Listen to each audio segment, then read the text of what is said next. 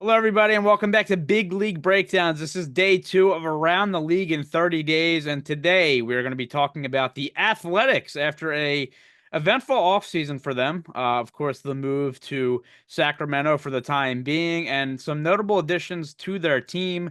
The boys are here again for, the second day of our 30-day challenge as it's becoming. This is a lot of work we're figuring out, and we love it. We love it, but it is a I'm already lot of sick of all of you. it's a lot of hours.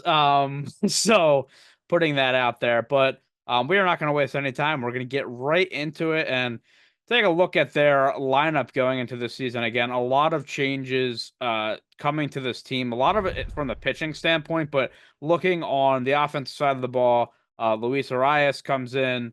You have Gio Urshela coming in as well as like a veteran depth piece for them. Of course, Lawrence Butler at the top of that lineup. We will touch on him. Brent Rooker, who signs the extension in the offseason, has been great for them. Shea Bangaliers down there at the 4th spot. The guy is the epitome of a strikeout or home run hitter. Tyler Soderstrom, a former top prospect, looking You want to to try and say that name again? Soderstrom. That's how you say it. I said it perfectly. Looking to make an impact this year. And of course, at the bottom, Jacob Wilson, son of Pirate legend Jack Wilson, looking to make an impact this year as well. Now, looking at the rotation and bullpen for them, it is headlined by Luis Severino and Jeffrey Springs coming in. Of course, I think we were all shocked when we seen Severino sign with the A's and then realized, oh yeah, they had to spend money. This makes a lot of sense. Jeffrey Springs, though, low key a great addition for them in the trade with the Rays. JP JP Spears, Osvaldo Sears.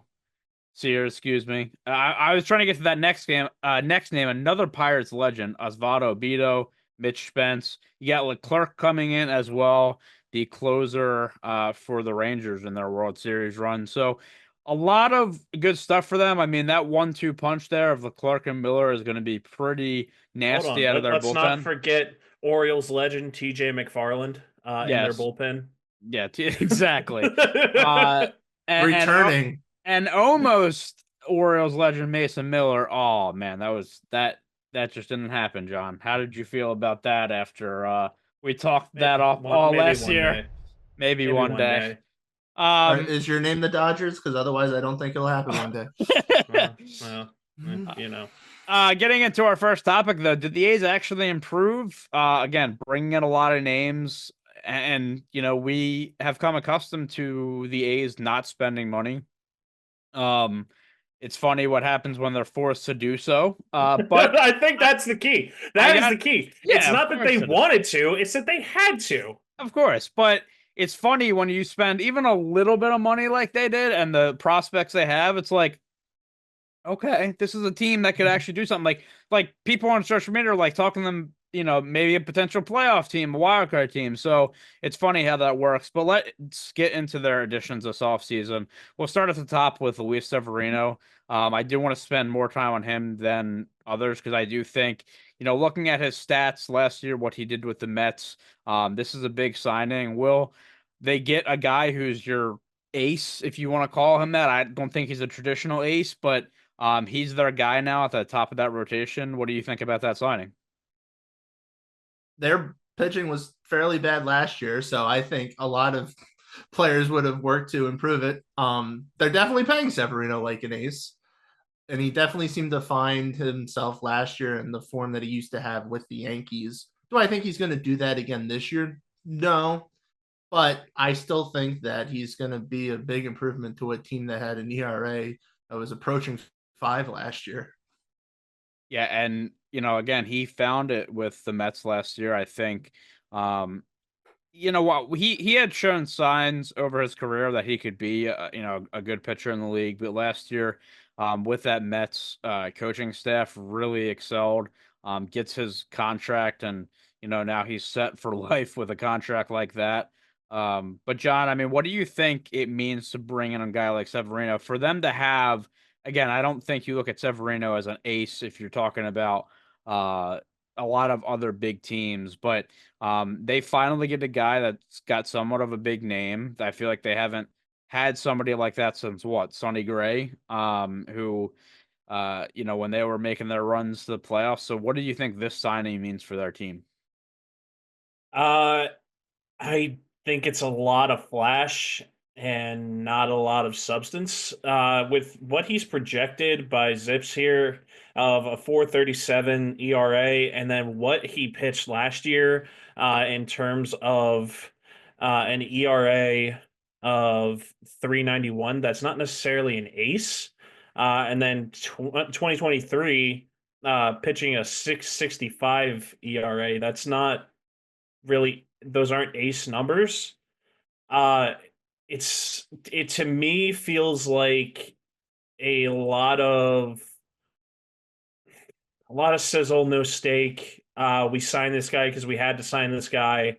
We really don't care how he does. We just need to add payroll because MLB's making us. MLB's making us, yeah. Dad wasn't happy with how things were going, and now we got to pay Yeah. off. Listen, Dad's tired of us bargain shopping. We have to go out and get a fancy pair of shoes. But it's still better than what they had last year. Yeah, of course. I mean, yes, yeah, he's going to be better than what they had last year. But this is not an ace. This is not, I don't think they personally signed him with the idea of being an ace. I mean, if he could capture it all, I mean, I think he probably wanted to be paid closer to like an ace, and that's why he got the money he did. And the A's were like, well, yeah, you got to spend some money, so why not? But I think for them, they're just they'd be happy enough as the 3 starter really for out of him, and the hopes that one, he stays throughout his entire contract instead of opts out after year 2, but that the team does take the stride that, I will admit, I'm on the side with a lot of the internet. I do kind of like the A's this year. I don't think they're a playoff team, but they're going to be my Royals pick like it was last year. They're my team to shine this year. I don't think they really signed him, as you said, with an intention to be the ace, but you gotta build something, and I think it's a little blown out of proportion sometimes, but the whole conversation you see in sports about culture, I think is kind of baloney. But also, I think when you have a team that has been so bad for so long, you got to bring guys that can instill some winning into a lineup. And for these young guys that they have, like Wilson and Butler, they have still Blade is young and Soderstrom. Like, you have to eventually put a winning product on the field to kind of boost that morale for the team. And I think a guy like that can at least give you some substance I that mean, they haven't had. but hold on, I want to go back to your comment about the culture. It's not the A's were 1.6 years ago, 6 or 7 years ago, were a playoff team. They Not with were any of these guys. Ago. Not that's what I'm saying. Not with any. correct, and that's all these guys know is losing. correct. Let me And finish. drama with that. So in what? What, the ownership drama? Well, Yeah. yes, yeah, That's yeah. what they know. Yeah, Yeah. exactly. So like Now the when it parents comes got the down divorce, so to- they can move on. Oakland got the house. We just, we took the kids. Yeah, yeah. No, in all seriousness though, like this is not a team that historically is known for losing. They are a team that recently is known for losing and known for putting out a bad product. And it's not the players' fault, really. They just don't have the horses. And I don't think this fixes their issue. Yeah. I mean, again, I think people are kind of blowing it out of proportion. I don't think they'll be a playoff team either, but I think there will be improvement there. I can see them being what the Orioles were 3 years ago. Yeah, I could see that too. Again, I mean, you have On to take a 500 team on the verge. Yeah, that's what. Yeah. But you think the A's are going to be a playoff team this year? I don't think so. No, I don't think they're going to be a playoff team, but I don't think they're going to be a 500 team. Best case situation, I think they could win 83, 84 games. Yeah. Best case situation, I think they're going to be mediocre with maybe 80. Like the Orioles. Hey, they had a winning record that year. I do want to talk about the Jeffrey Springs signing because I really do think it could be a great addition. You have a guy who's coming back from TJ surgery. missed Tyler all. Johnson surgery. Yes, Tyler Johnson surgery. Missed all of 2023 and some of 2024. Did play 7 games last season, but you look at the last full season he had, which was in 2022. You're looking at a 2.46 ERA and 135 innings.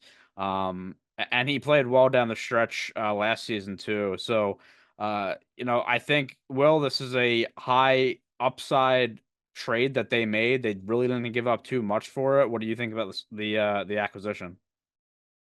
If he can stay healthy, I think this is definitely a big boost for them. But again, it's health. And his issues have been the last 3 times he's been hurt have been elbow injuries. So he's really got to find a way to stay healthy the entire season. And back in, what was it you said, 2022, when he had his 2.46 ERA season? Yeah. That he still pitched some out of relief that season. It was his real first chance starting at all regularly. And he started in 25 games, and the injuries followed after that. So if he can stay healthy, great. That means he's finally through these growing pains, and hopefully he is stronger than ever. And I still think he can be a mid to low threes type of pitcher.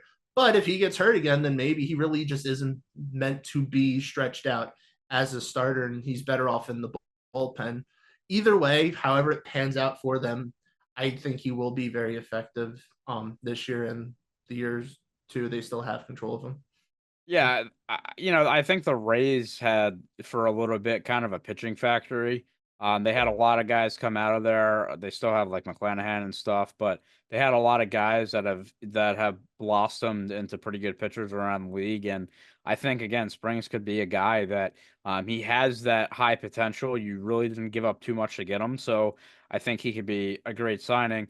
And then looking at the bullpen, they bring in Jose Leclerc. I think that's a really good signing too. John, I'll have you touch on that because, this is a guy who again was so good and dominant down with the Rangers for a while. Of course, the World Series run, and he could really add something. I'm telling you, I think that 1-2 punch they have with him and Miller now is going to be something to behold there in Sacramento now.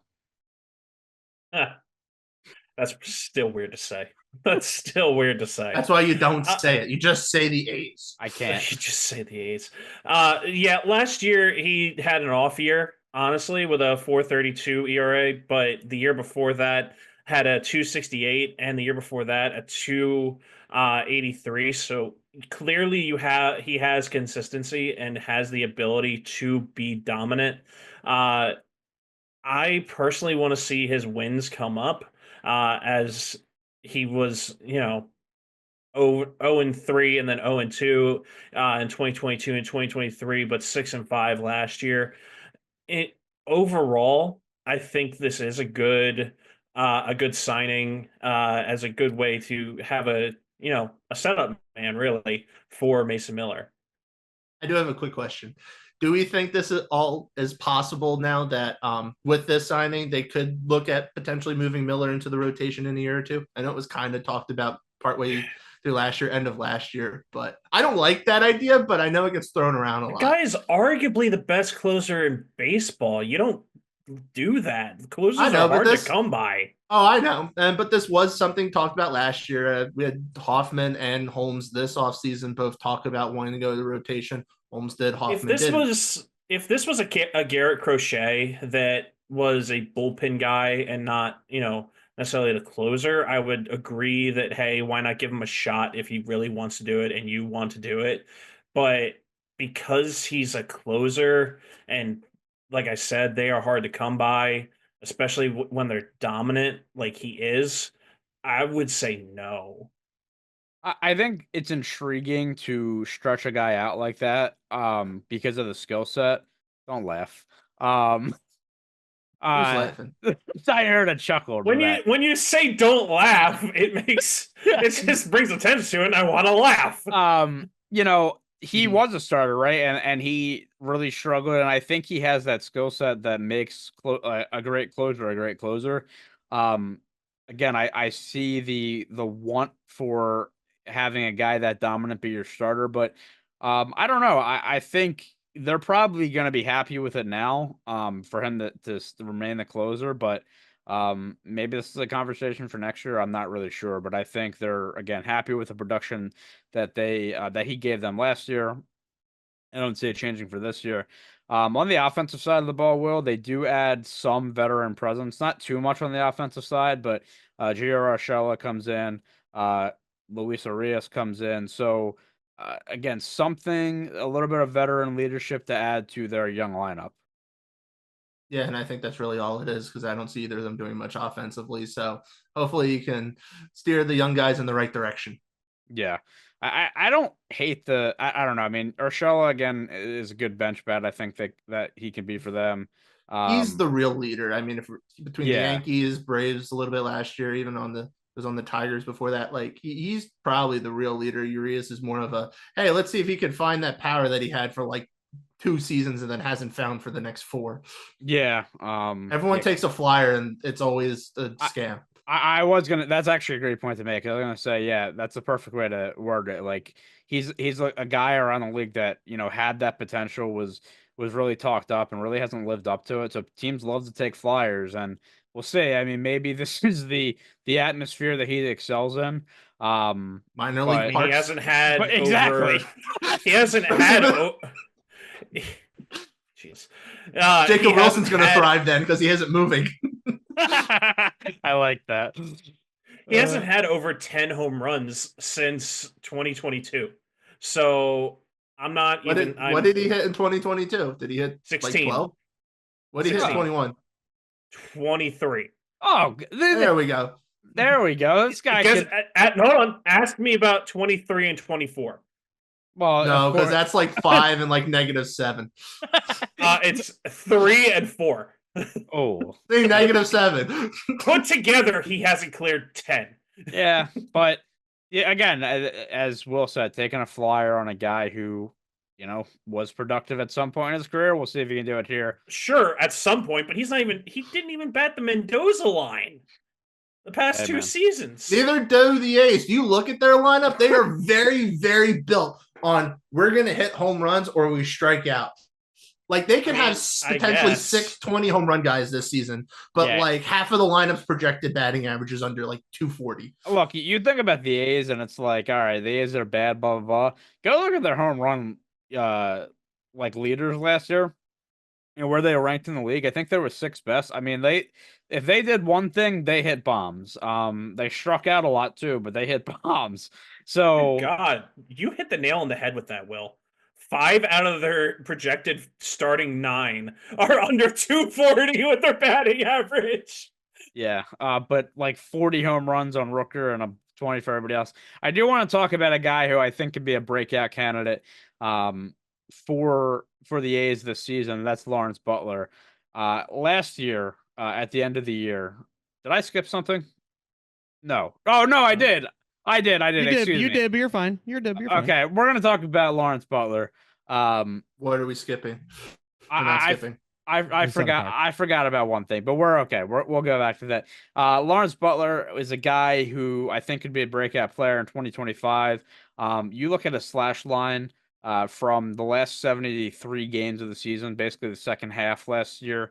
Batted 302, on base of 346, and a 597 slugging. He had 20 home runs in those 73 games. This is a guy that can definitely produce for them, and along with the conversation of, hey, are the A's like a sneaky playoff team? It's been a lot of, hey, look out for this guy, Lawrence Butler, coming into the 2025 season. Will, what can you say about him as a player? I think his projections are light. So I kind of think he will take off a bit this year. I don't think he's going to be a huge average guy. And that is the one thing that I think potentially could hurt him is if it gets into his head too much, how productive he was in the second half and he tries to do too much when the season starts. He may be like a 200 hitter and hit, I don't know, like 5 home runs the first month. Looks great for like a Kyle Schwarber type of guy, but I see him more as they want him to be that dynamic hitter at the top of the lineup that can hit like 270, 280, high 20s, low on home runs is good, low 30s is even better. But I mean, if he, depending on how they structure their lineup, if they can put like Brent Rooker behind him, then I see pitchers trying to get Butler pitches the hit, and I can therefore see more of a result. If he doesn't have protection behind him and he's forced to chase pitches, then that's a different story. Yeah, great point. And John, I think we know what we're getting in Brent Rooker. Of course, he signed a big contract in the offseason, but this is a guy that you could potentially pair with him as like your two stars of the team. So what is your take on him? This is definitely a guy you build around, and you look for him to take that next step when it comes to being both a leader and a star on your team.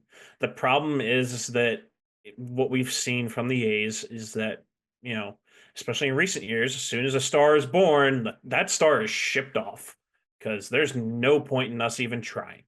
And that's the real issue. So once they go to Vegas, I am looking for him to be traded or sent or sign elsewhere in general. However, in terms of this coming year, as long as he takes that next step and is consistent with getting on base, then there shouldn't, you know, you shouldn't have any issues.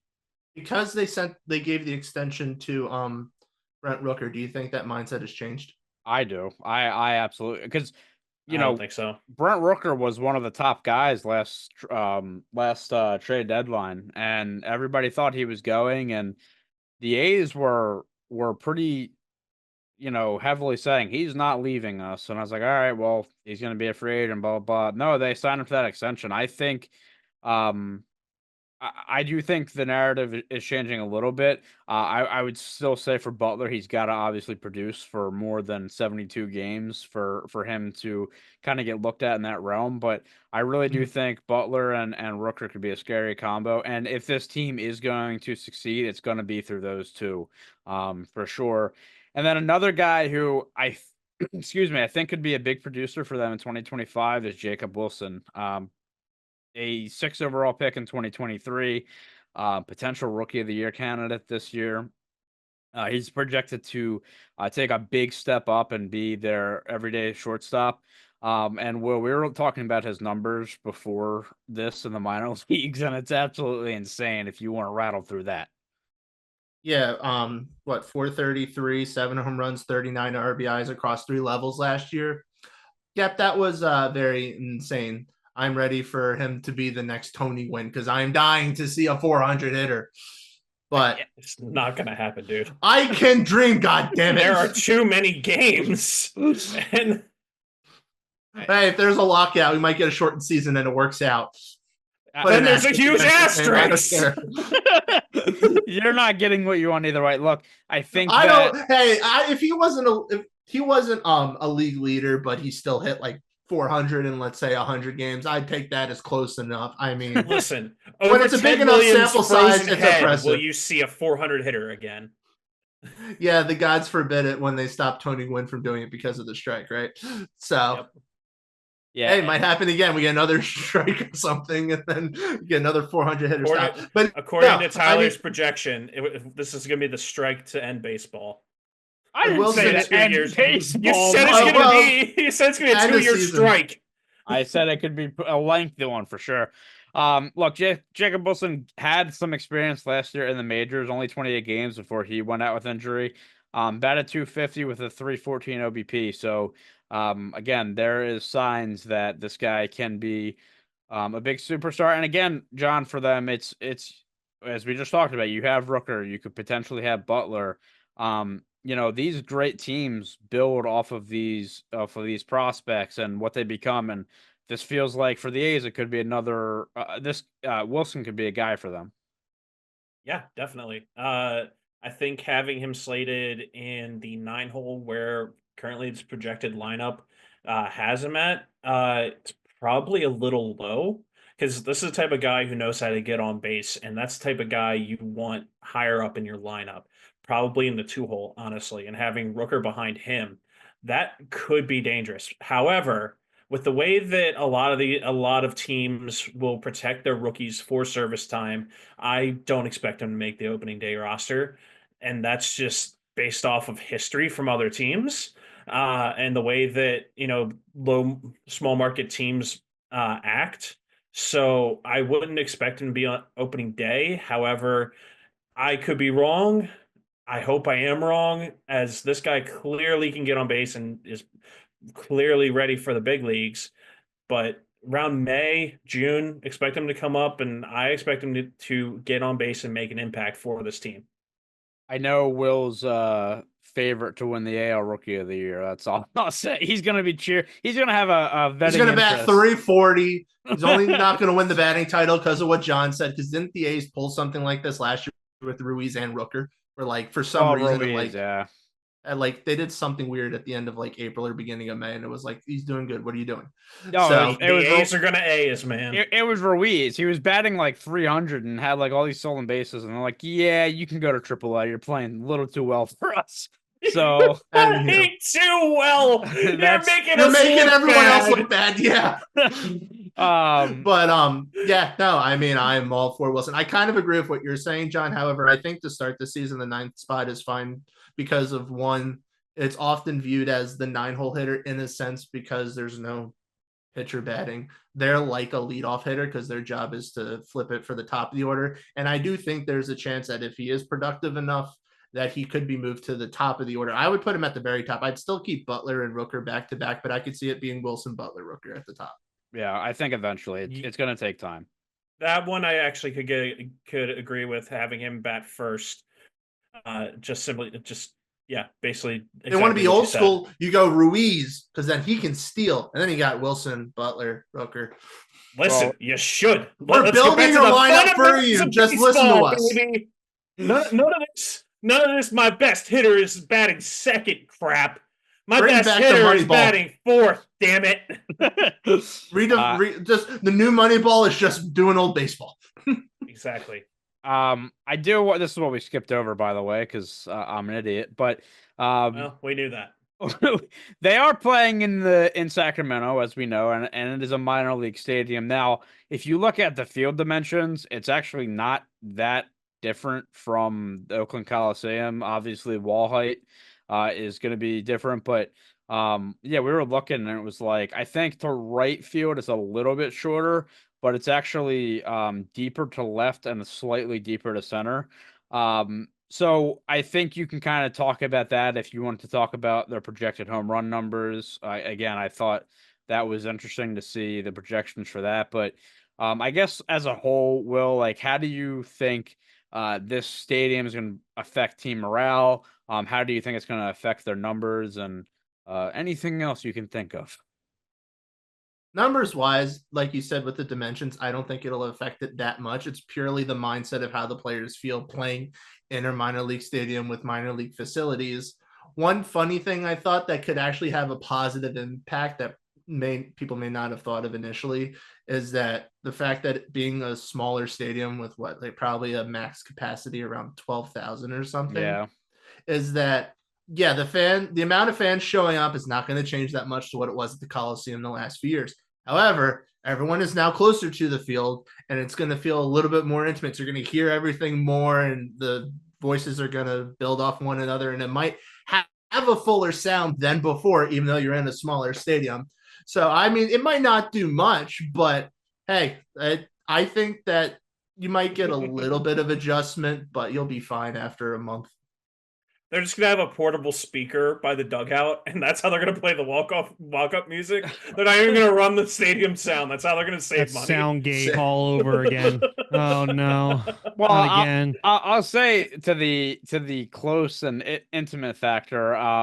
You know, the Coliseum was known for having like a football field sized you know, from the baseline to the stands, that foul territory was massive. So it'll be less of that. They will be closer down the lines.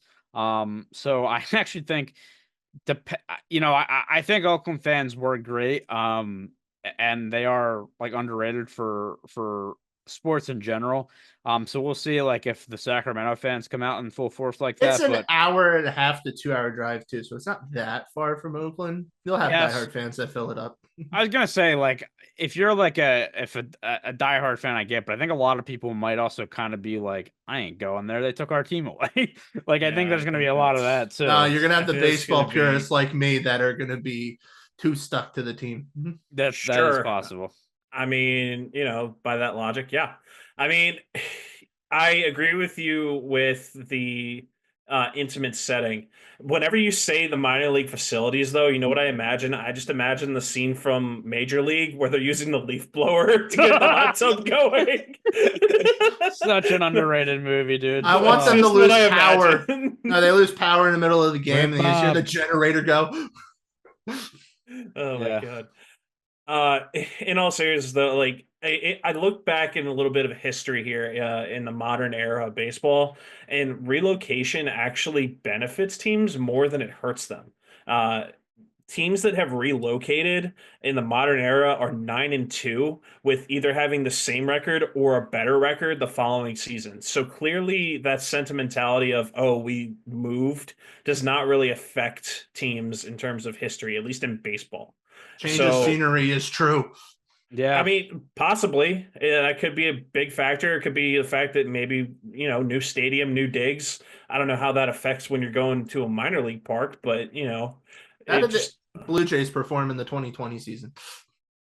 I They didn't look played that in up Buffalo the entire 'cause year, so Well, I didn't look that up because they did not, that was relocate. special circumstances. Yeah, still a minor league stadium that they're it playing. is true. I mean, Personally, I'm still hoping that we get a Rays A's ALCS yeah. in a It's spring training possible. facility and a minor league No, facility. you ready? This is and this is how it plays out. The Rays surprise everyone and go back to doing Rays things and win the AL East, but they're the third, like Seed. team that makes it. They're the third seed, and the A's sneak into the playoffs because they surprise everyone, and so you have the three playing the six, and there's your minor league matchup.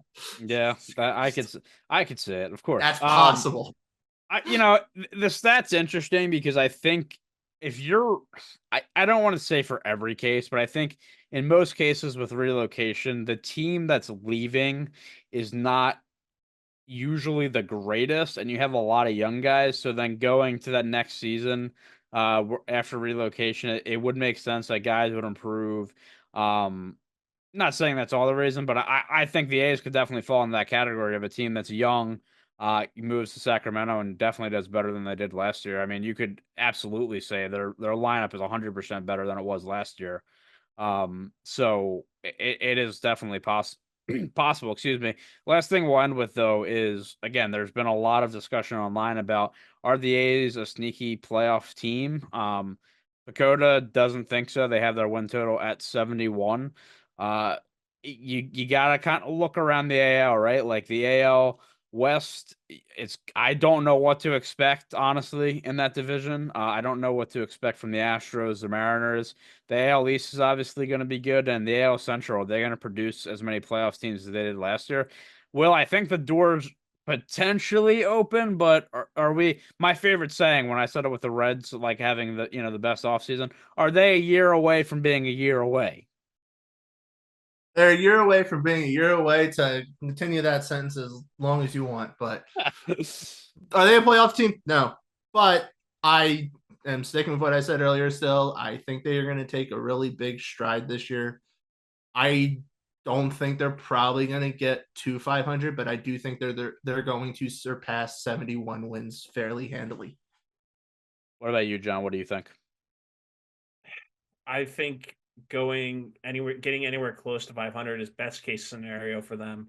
I'm going to be the pessimist, and I think Pacoda is right on the money. Honestly, this team, I just don't have faith in their starting pitching, and I think that's going to be their biggest downfall is their starting pitching. So here's the thing I'll say quickly about the starting pitching is that last year, yeah, Team ERA didn't look that great. It wasn't horrible, but it was 4.37. That was really because of the starting rotation. It was 4.76, and their bullpen surprisingly was 3.83. And if anything, they got their bullpen Well, when you have slightly better Mason this Miller, year. Yeah, but Yeah. still, you got your bullpen slightly better this year with the addition of Leclerc. And I think you definitely, at the moment, looks like on paper, they got their rotation better. Is the rotation going to be under 4? No, it's still probably over 4, but you're looking more at probably at 4.3, 4.2 rather than 4.76. And so you combine that with some power, then yeah, I think there's absolutely a chance you win more games. I think the biggest thing is why they are such a 50-50 team is like we said earlier, they're a big home run strikeout team. And it's all going to weigh on how those home runs stack up with one another and the timeliness of them. Because if you get a lot of solo home runs and they don't happen, like, and your pitchers give up 4 or 5 Timely runs in a game, times. it's not enough. Right. But if you get like, if your home runs are coming in bunches, you get a walk and then a home run and you get a single or whatever, and suddenly your home runs are like accompanied with a bunch of other base runners, and yeah, it looks really good. Or if the pitchers catch you swinging and missing a lot, then so it's very, very, and I don't mean this to be punny, but it's very hit and miss with this team. Well, that's the thing, is that when it comes to home run teams, it's either feast or famine, especially when you have it coming from one guy, typically, which is Brent Rooker. So, and that doesn't mean like as in it's Brent Rooker's fault one way or the other. What I'm saying is when you have one guy that's producing it and not everybody else is matching that or putting in, doing their part in a sense, then you have that issue. So, I don't have faith that it's going to be I'm on the feast sustainable. side, you're on the famine side. That's why we have a podcast. Welcome to our TED Talk. A's finished the year last year 39-37. So again, there was some highlights. And for them Butler towards was the good. end. They got better. Yeah, and again, I think a guy like him is gonna have to take a big step. I think a guy like Jacob Wilson's gonna have to take a big step. Langoliers, A lot has to happen. A lot has to happen. They have to have a couple guys that take steps, and I don't know if they're ready for that at this point. I don't see them being a playoff team, but I could see them. I could see them in the high 70s with wins. I don't think I'd see them in the 80s yet, but I could definitely see high 70s with this team. But with that, that is all we have for day 2. The not Oakland, not Sacramento, not Las Vegas A's. They are Sacramento, not Oakland, ball Las sack. Vegas, no name Athletics. We will not. When the Orioles play the Athletics, we will not see ball sack on the graphic. No, we will not. Thank God, I think. I don't really know. That is all for us here at Big League Breakdowns. I don't know what's happening to my voice right now. Follow us on Twitter at He's just so choked up about the A's. I am. Big League Breakdowns everywhere else. Make sure to subscribe to the channel as we continue to look at all 30 teams around the league in 30 days. Next up, the Atlanta Braves, and we will see you then. Wear your seatbelt to protect your ball sack. Pet your elephant.